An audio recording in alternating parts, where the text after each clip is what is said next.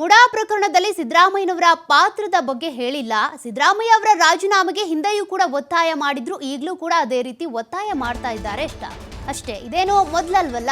BJP ನಾಯಕರು ಹಿಂದೆ ಕೂಡ ರಾಜೀನಾಮೆ ಕೊಡಬೇಕು ಸಿದ್ದರಾಮಯ್ಯ ಅಂತ ಆಗ್ರಹಿಸಿದ್ರು, ಪ್ರತಿಭಟನೆ ಮಾಡಿದ್ರು. ಬಿಜೆಪಿ ನಾಯಕರ ಆರೋಪಕ್ಕೆ ಗೃಹ ಸಚಿವ ಪರಮೇಶ್ವರ್ ಟಾಂಟ್ ಮಾಡಿದ್ದಾರೆ.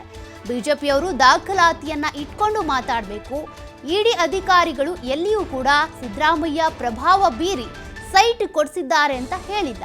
ಹೀಗಾಗಿ ಬಿಜೆಪಿಯವರ ಈ ಆರೋಪಗಳನ್ನ ಗೃಹ ಸಚಿವ ಡಾಕ್ಟರ್ ಜಿ ಪರಮೇಶ್ವರ್ ಅವರು ತಳ್ಳಿ ಹಾಕಿದ್ದಾರೆ.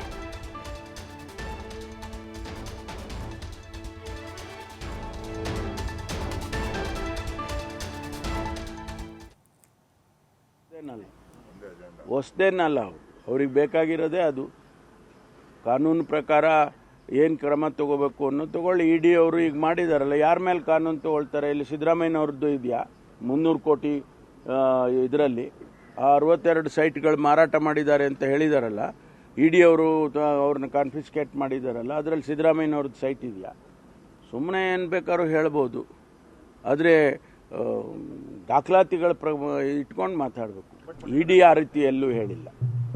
ನನಗೆ ತಿಳಿದ ಮಟ್ಟಿಗೆ ನಿಮ್ಮಿಂದಾನೆ ಮಾಧ್ಯಮದಿಂದ ತಿಳ್ಕೊಂಡಿರೋದು, ಇಡಿ ಅವರು ಸಿದ್ದರಾಮಯ್ಯನೂ ನೇರವಾಗಿ ಇನ್ಫ್ಲೂಯೆನ್ಸ್ ಮಾಡಿದ್ದಾರೆ ಅಂತ ಎಲ್ಲೂ ಕೂಡ ಇಡಿ ಅವರು ಹೇಳಿದ. ಯಾವ ಥರ ಇದ್ರೆ ಹೇಳಿ. ಬಿಜೆಪಿಯವರು ಮೊದಲಿಂದನೂ ಒತ್ತಾಯ ಮಾಡ್ತಾರೆ, ಇದೇನು ಹೊಸದೇನಲ್ಲ. ಅವ್ರಿಗೆ ಬೇಕಾಗಿರೋದೇ ಅದು.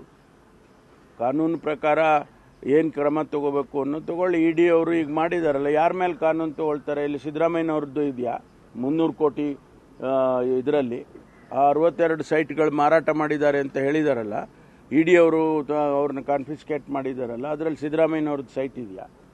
ಸುಮ್ಮನೆ ಏನು ಬೇಕಾದ್ರೂ ಹೇಳ್ಬೋದು, ಆದರೆ ದಾಖಲಾತಿಗಳ ಇಟ್ಕೊಂಡು ಮಾತಾಡಬೇಕು. ಇಡಿ ಆ ರೀತಿ ಎಲ್ಲೂ ಹೇಳಿಲ್ಲ. ನನಗೆ ತಿಳಿದ ಮಟ್ಟಿಗೆ ನಿಮ್ಮಿಂದಾನೆ ಮಾಧ್ಯಮದಿಂದ ತಿಳ್ಕೊಂಡಿರೋದು, ಇಡಿ ಅವರು ಸಿದ್ದರಾಮಯ್ಯನೂ ನೇರವಾಗಿ ಇನ್ಫ್ಲೂಯೆನ್ಸ್ ಮಾಡಿದ್ದಾರೆ ಅಂತ ಎಲ್ಲೂ ಕೂಡ ಇಡಿ ಅವರು ಹೇಳಿದ. ಯಾವ ಥರ ಇದ್ರೆ